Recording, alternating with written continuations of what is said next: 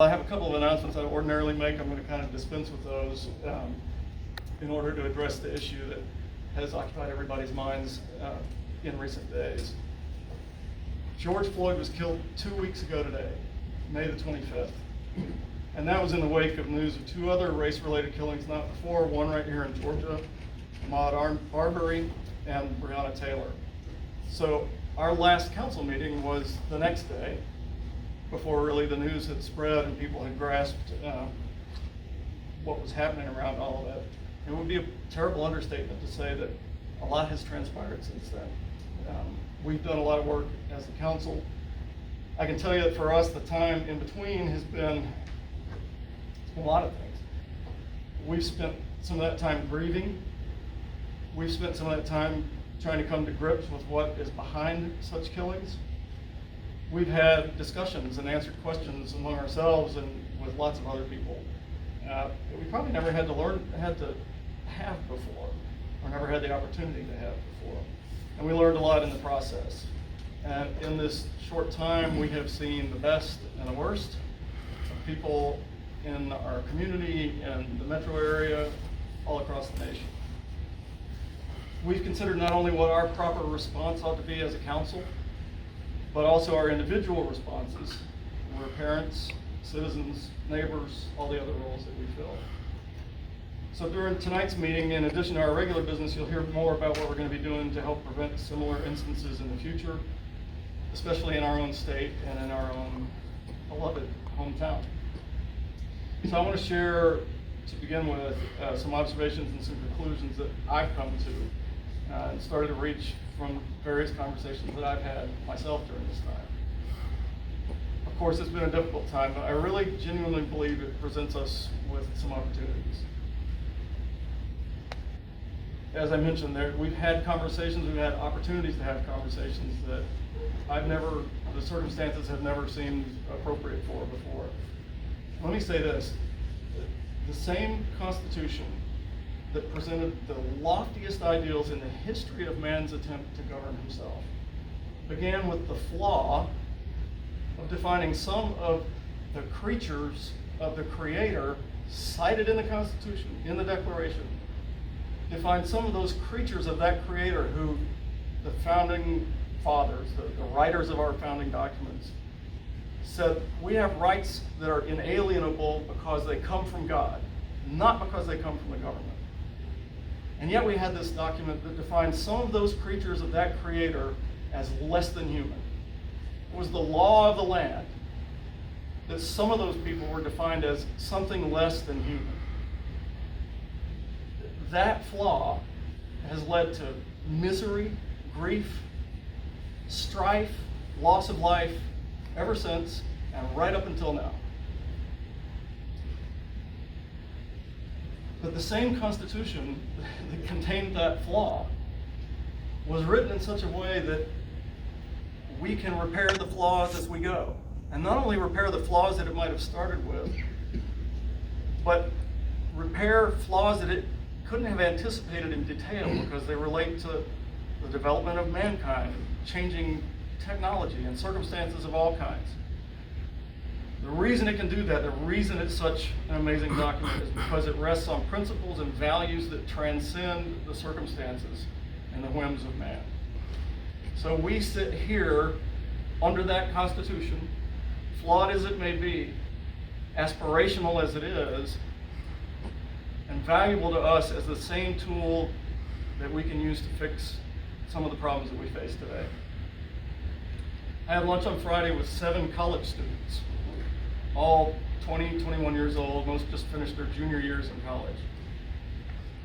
Black and white, male and female, some are at private colleges, some at public, big and small. It was quite a group of just 7 that covered a whole lot of ground.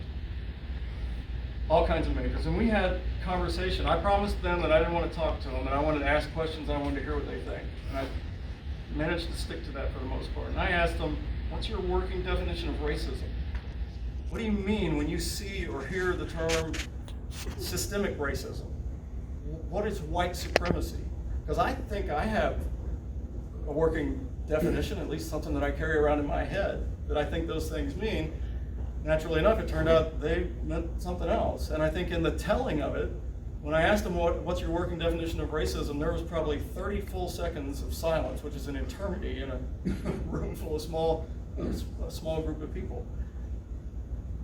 They weren't quite sure, they never pondered how would I define racism. But when we got to talking about it, I think it was not only helpful for me to hear what they thought, it was helpful for them to hear themselves try to spell that out.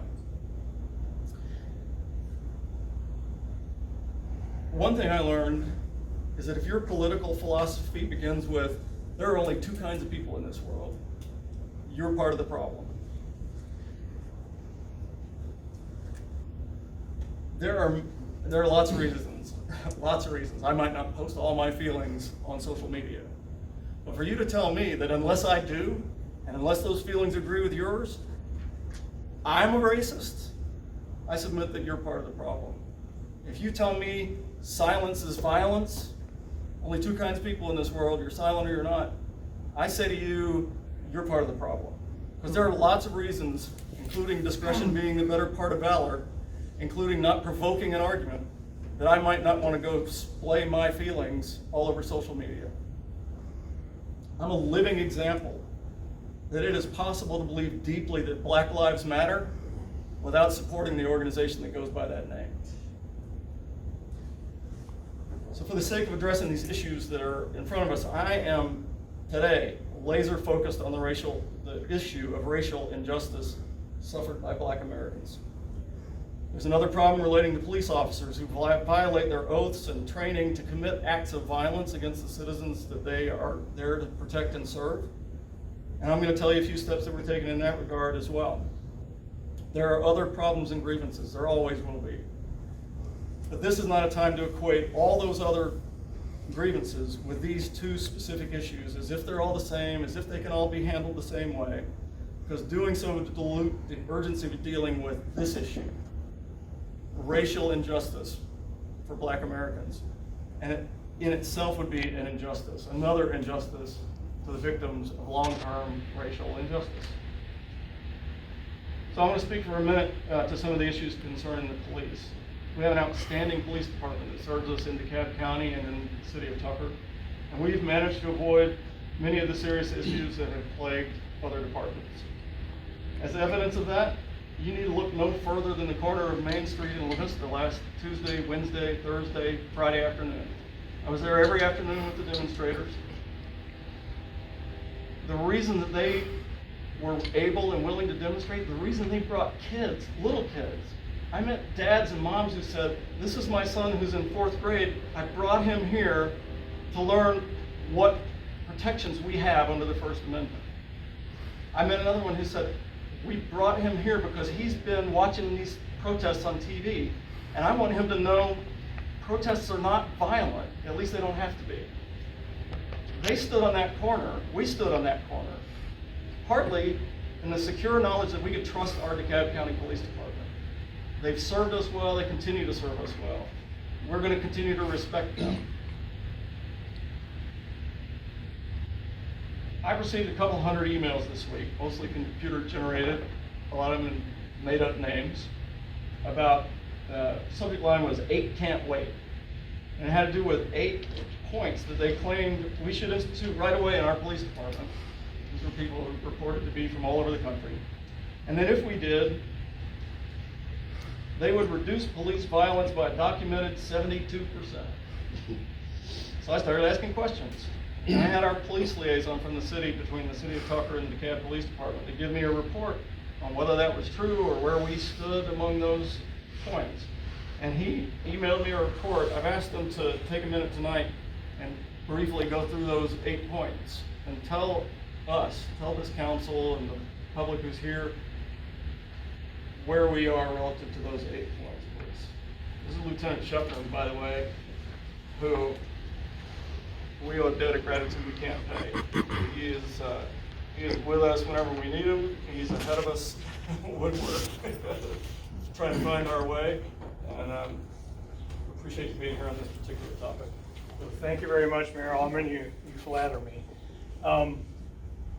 I appreciate the opportunity to be called before you all tonight to speak on this a little bit. Just like Mayor Almond said, he's inquired with me as to some inquiries that were made of him about how the police department works and some of the rules we operate under, and specifically the 8 Can't Wait initiative, which you've gotten emails about. So I'm just going to go down the line as they were listed in the email of the 8 initiatives and where we stand, not just in the DeKalb County Police, but pretty much in the state of Georgia. The first one is to ban chokeholds.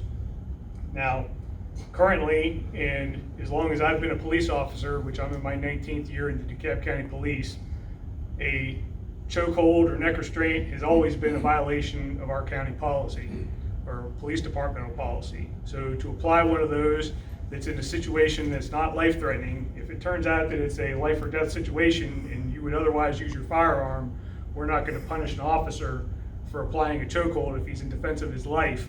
But anything other than that, they're in violation of policy. The second one would be to require de-escalation. In the state of Georgia, the Peace Officer and Standards Training Council, which is the group that administers the police certifications for the entire state, requires yearly that we attend de-escalation training to maintain our certification. The next is require warning before shooting. Now this is an item which is not specifically written into any particular policy or state law, but what typically happens is that we train our officers to use verbal commands. And unless there was some sort of ambush or some sort of circumstance which would prevent that from happening, giving warning before shooting would be replaced of us giving orders to either drop a weapon or surrender or otherwise give up. The next is exhaust all other means before shooting. This once again is not necessarily specifically written into our law or policy. However, if you properly apply de-escalation techniques and or our use of force policy, you've pretty much exhausted all of your opportunities or all your other means to peacefully resolve the situation before you resort to firearms. The next is duty to intervene. Duty to intervene is not necessarily titled that, we don't call it that in our policy, but our officers are required to act appropriately and lawfully while conducting themselves as police officers in DeKalb County. So if someone was in violation of that, the violation of our policy would be called neglect of duty. So we do not necessarily have a duty to intervene, but it goes hand in hand with our duty to, or with our oath to uphold our duty. The next is to ban ban shooting in moving vehicles, which once again, for as long as I've been a police officer, it has been DeKalb County Police policy prohibiting us from shooting at or from a vehicle. The only exception to this would be, once again, if somehow the officer was cornered and the vehicle was being used against him as a lethal weapon. That would be one exception. But other than that, it is a violation of our policy. Number 7 is require a use of force continuum, which the use of force continuum is kind of an outdated term, which required that an officer go from one level of force to the next in succession before arriving at lethal force, where the current training of use of force is once again required yearly training by our Peace Officers and Standards Training Council, but that training is the proper application of force based on the resistance that's presented. And last but not least is to require comprehensive reporting. Once again, DeKalb County policy, for as long as I've been a police officer, has required our officers to write an incident report for any action that they take, police action, arrest or otherwise. If there's a use of force, a supervisor is required to prepare a use of force package and submit it to the chain of command for investigation and review. And the same is true for any complaint of misconduct that either goes to internal affairs or is routed through internal affairs to a supervisor to investigate. So, having said all that, DeKalb County is definitely very, very progressive when it comes to getting ahead of issues like this. And I'm not going to turn around and try to say that, well, mission accomplished, we don't have anything more to do, because I'll be the first person to admit to anyone that there's always room for improvement. And I know that before the pandemic, we were constantly making community outreach efforts with our community engagement meetings. We'd have monthly coffee with the cop, and then that was on top of other events like National Night Out and so on and so forth. And I fully expect those initiatives to continue once we've emerged from the pandemic. And in the meantime, I am happy to have a conversation with anybody who would like to have a constructive conversation about police work and what we do and how we do it. And we are always open to constructive criticism, and we're always open for ways to improve ourselves. Thank you. Thanks very much. I asked Lieutenant Shetner to present those because I don't want anyone left with the idea that because an advocacy group comes up with a list of 8 items that somehow it's new thought, that it's never been done before, and that this builds on, you know, these police departments that are around. There are plenty, I suppose, or some that I fear don't have all of those things in place. But I want you and people listening to us to know that DeKalb in particular, and Georgia, through its post certifications, is on top of those things. And as the lieutenant said, there's plenty of room for improvement always. There's room for an officer to go off the rails and violate his oath, violate his training. But all these things are in place to ensure that it doesn't happen as best we can, and to detect it, we hope, before it does, as a means of prevention. There are a couple of other things I'll mention to you in the way of the police aspect of this problem. One is something called the Trust Initiative that's actually been underway for several months now. It's an effort on the part of the Georgia Chiefs of Police to work together, a number of different departments, including DeKalb, Decatur, Covington, I think 7 around the general area, to work on building trust with the community, but also to be worthy of the trust of the community. It's a 4-step process, as I said, it's already underway, where the modules are called planning and acknowledgement of the past, trust building, sustained listening and community engagement, narrative collection, and truth telling and policy changes. These are things that are happening now that I suspect will get a lot more closer attention over the next weeks and months as they develop. But I think it's a sign that your police department is not ignoring or negligent in recognizing that bad things can happen among the police individual officers, and that there are things we can do to head those off. I'll mention I intend to be discussing with county leadership, the county commission, as well as the county police department, the wisdom and practicality of some things, some suggestions I've heard involving citizens being involved in the review process when officers are accused of violating their oaths and trainings. And we'll continue to look for solutions without disrespecting or dismantling our police department. One thing is abundantly clear to me, back on the subject of racial injustice, is that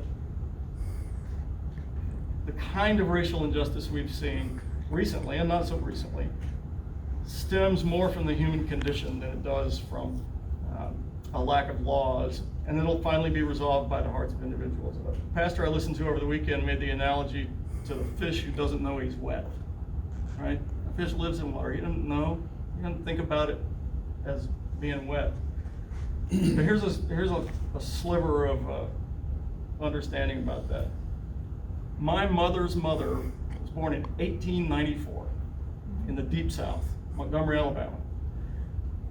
I don't know when her grandmother was born, but you can make a pretty safe bet it was in the first half of the 1800s. So there's a pretty direct connection that she learned things at the knee of her grandmother, and I learned things at the knee of my grandmother.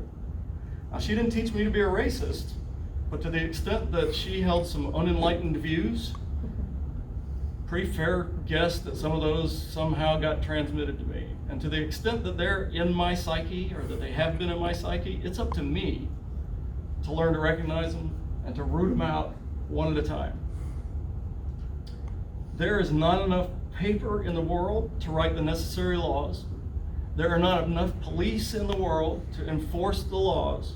There's not an army big enough to back up the police, to make me come to that point. We've had Reconstruction, Civil Rights Act, Voting Rights Act, Brown versus Board of Education, affirmative action, quotas, preferences, and a whole lot more, and the problem still hasn't been eradicated. It's not a problem that's going to be solved by more laws, although we're going to pass some. There are things we can do. This problem is not going to be solved by passing more laws alone. It depends on me to recognize my own flaws and make a change. And that's true for every one of us, every one of y'all, wherever those unhealthy views might come from. Finally, some of the conversations and reading I have done have led me to a change of heart about hate crimes legislation. I have long been concerned, and I still am, that it's a slippery slope, it's a dangerous undertaking to try to punish people for their thoughts. It just is. It's going to be problematic. But when I heard the account from the Ahmaud Arbery preliminary hearing last week, it became clear, undeniable. Hate crimes happen. There was testimony that after the murder, one of the defendants on the scene actually referred to the victim with an expletive in the N-word while that guy was lying dead on the ground, as if that victim was still wrecking this alleged perpetrator's life, as if that victim had victimized this guy again somehow. That's a hate crime. That's a hate crime. There's more to discuss, and you can be sure we will. We have business that we have to conduct tonight, and we need to get on with that. So thanks for letting me say my piece. We've been, our council knows, for the benefit of people who are listening, we've been working on a draft over the last few days to try to get together a resolution that expresses as best we can what we believe about the situation we find ourselves in and what we ought to do about it. So, yeah, we'll take it up right now.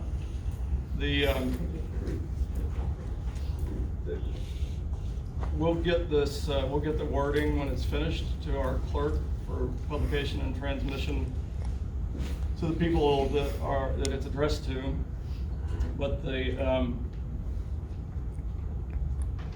text of the amendment of the resolution, the heart of what it says, is this.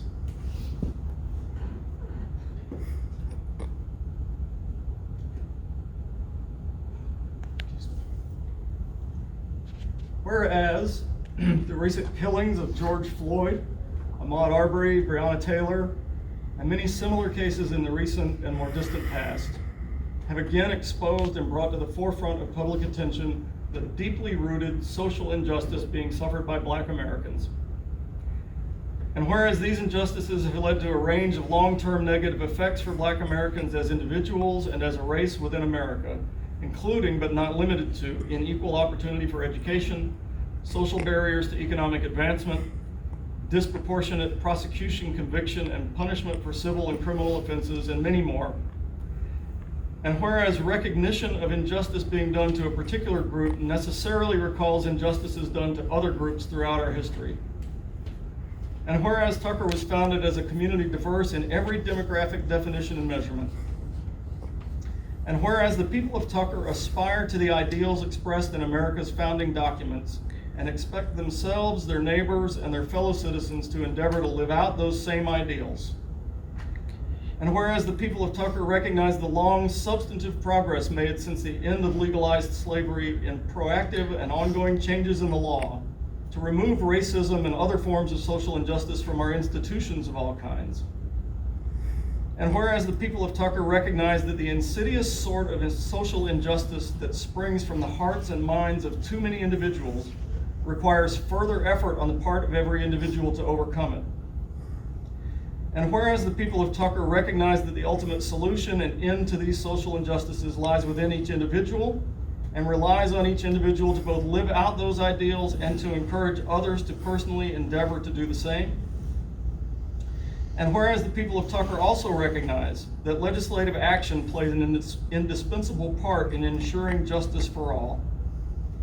And whereas the people of Tucker recognize that it is the proper role of the federal and state legislatures to consider and enact legislation for the establishment of criminal and civil laws and to provide for their enforcement to be equally applied to all citizens. And whereas the people of Tucker recognize it is a difficult challenge to clearly discern the many motivations that can enter into the violation of valid laws and to prove those motivations to a standard punishable by law, and that such an attempt might well be misused, manipulated, or politicized. And whereas the people of Tucker recognize that there are cases wherein the motivation for violation of criminal and civil laws can in fact be attributed to malice or malevolence toward the victim based on the victim's inherent characteristics. And whereas the people of Tucker recognize that crimes motivated or exacerbated by such malice and malevolence are more injurious than violations not so motivated, and that these injuries extend to society at large, therefore be it resolved by the Mayor and City Council of Tucker on behalf of the people of Tucker that the United States Congress and the Georgia General Assembly, in their proper roles as legislators and lawmakers, are hereby urged to enact, strengthen, and clarify laws regarding crimes and civil acts, and to add substantial punishment in the form of imprisonment, monetary fines, probations, restitution, or other means, in any case where the violation of such laws can be proven to an acceptable legal standard to have been motivated by malice or malevolence toward the victim based on the victim's inherent characteristics, whether actual or perceived.